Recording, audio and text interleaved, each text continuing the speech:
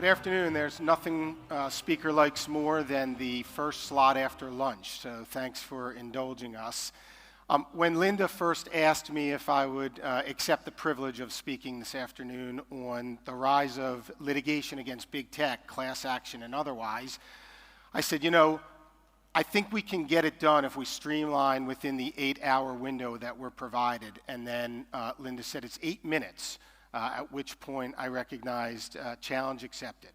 So thanks for joining. In the US, in the 90s, we started with social harm litigation against big tobacco.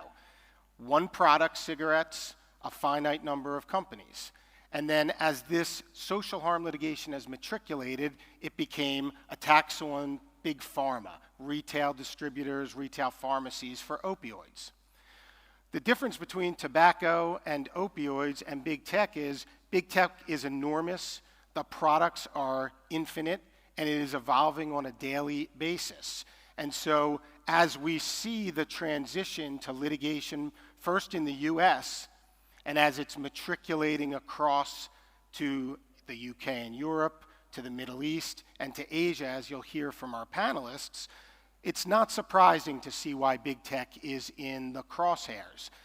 Large market caps, deep pockets. If you just look at the top 10 publicly traded tech companies, at least before China opened up its antitrust investigation into NVIDIA yesterday, the total global market cap for those 10 companies alone is $20 trillion.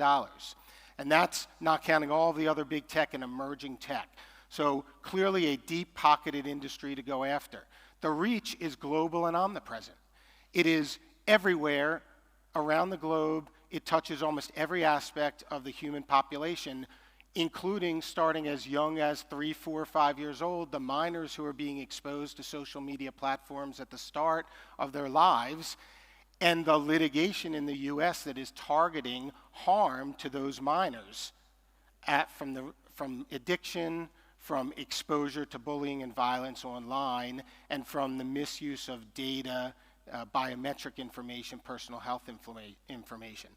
And as we've all seen, and it doesn't just need to be in the political system within the US, there has been mistrust sown in the collective human experience with big tech and emerging tech for the last decade. Individuals are concerned about the misuse of their private information. They are concerned about censorship on social media platforms. They are concerned about content moderation on social media platforms. They are incredibly unsure and concerned about what does the future look with AI and generative AI in particular. And I believe you had a panel earlier today talking about the rise of regulation and the potential next wave of litigation with respect to generative AI. And that is all focused on big tech and emerging tech. And it is novel, it changes the technology on an almost hourly basis, and it changes well ahead of the legal frameworks both in the US, in the UK, Europe, in the Middle East, and in Asia to deal with the consequences of lawsuits, particularly class actions, targeting big and emerging tech. And it touches every social issue, from mental health to privacy issues and on. In the US, where this started was with the social media addiction litigation.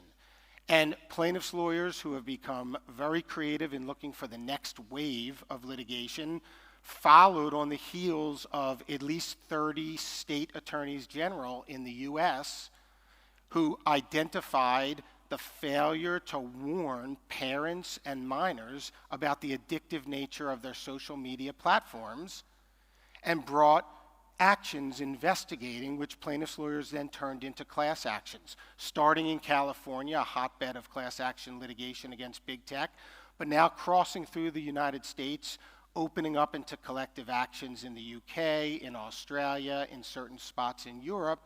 And what the panel and I will talk about shortly is, what does that look like from the standpoint of emerging collective or other activist actions in the Middle East or in Asia as emerging tech continues to lean into generative AI, and there's more and more novel theories developed in the US.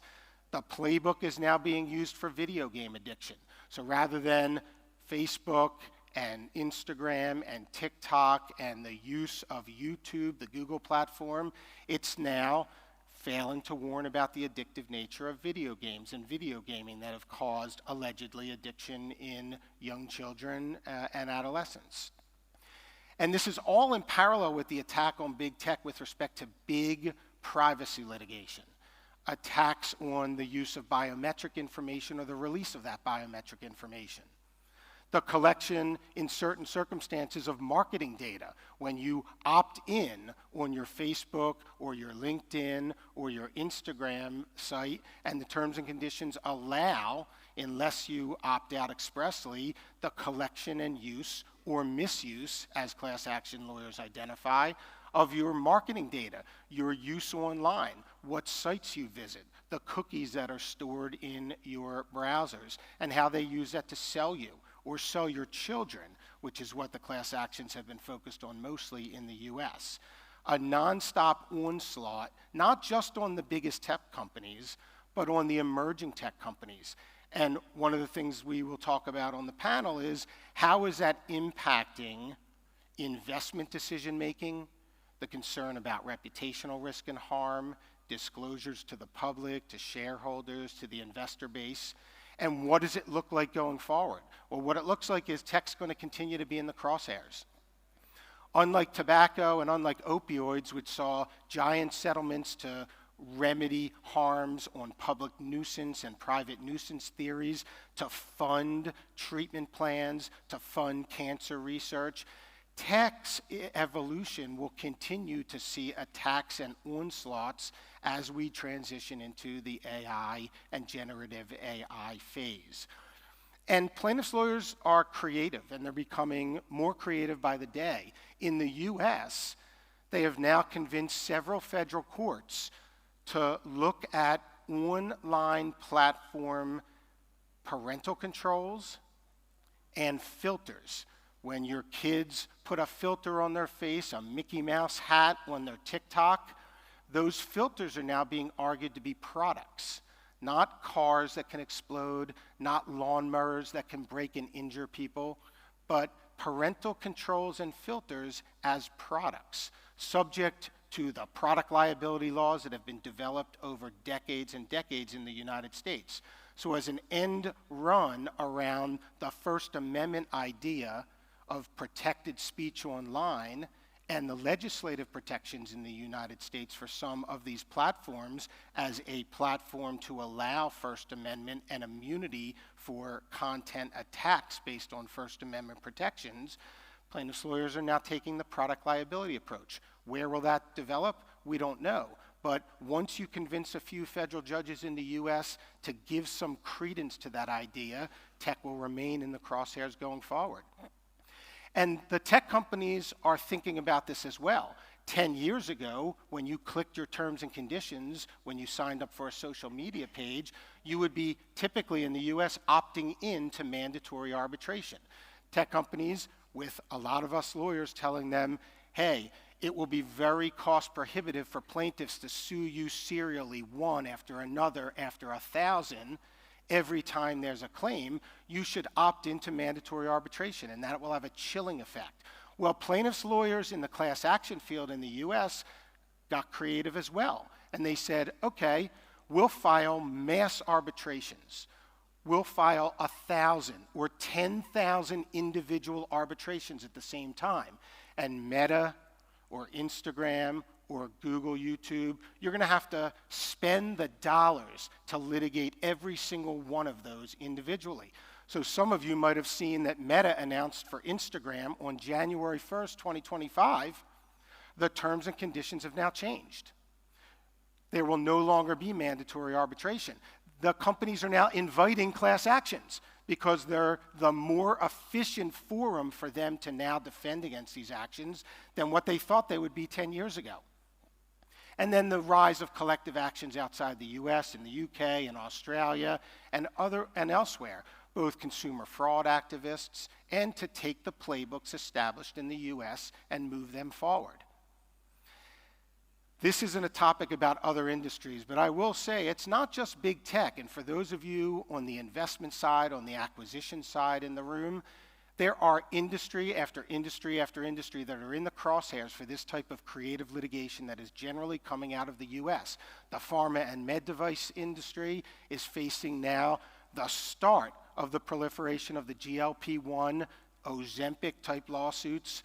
What does obesity look like, and what do these drugs really do to people in 5 and 10 years? We don't have studies. We'll see, but those suits are already starting. Chemical manufacturers, the PFAS and microplastics litigation in the US is starting to proliferate.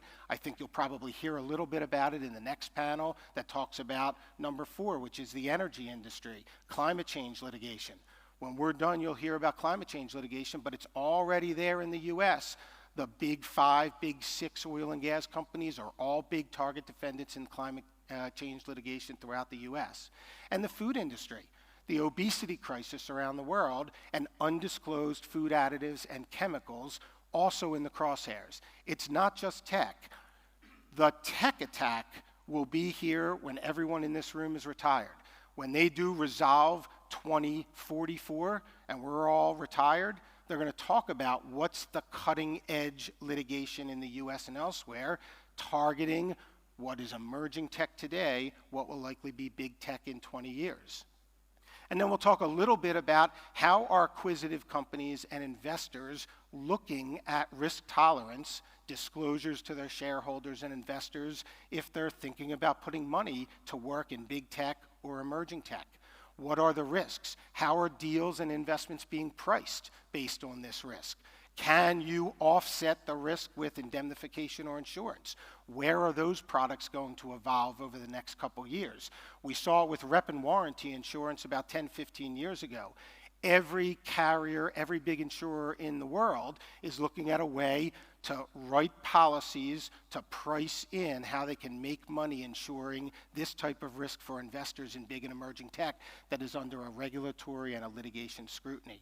And finally, how do you deal with these disputes in your dispute resolution clauses with your counterparty, whether it's an acquisition or investment?